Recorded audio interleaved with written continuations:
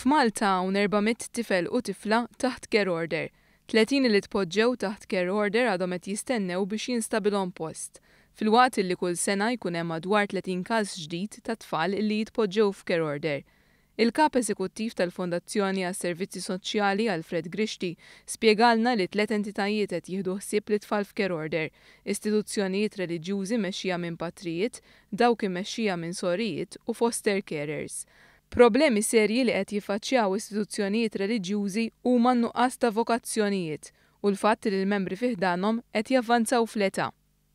Iktar mal-każijiet isiru komplikati, iktar l-istituzzjonijiet qegħdin ikunu selettivi biex ma jħarbtux il-bilanċ u l-armonija fid-djar tagħhom ta' min jaċċettaw.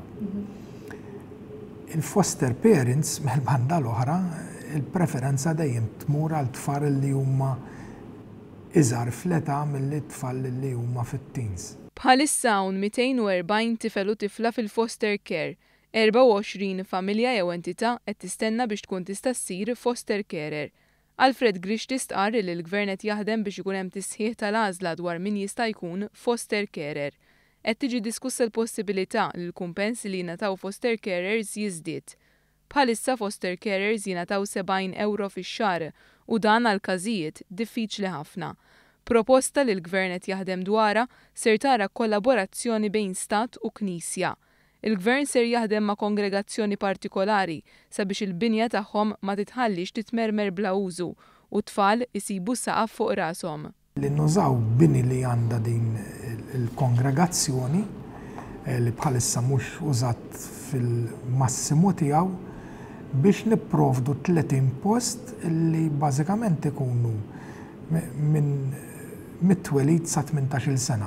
Il-kunċett ta' tfal ta' etajiet daqshekk varji fl-istess istituzzjoni huwa innovattiv għal pajjiżna.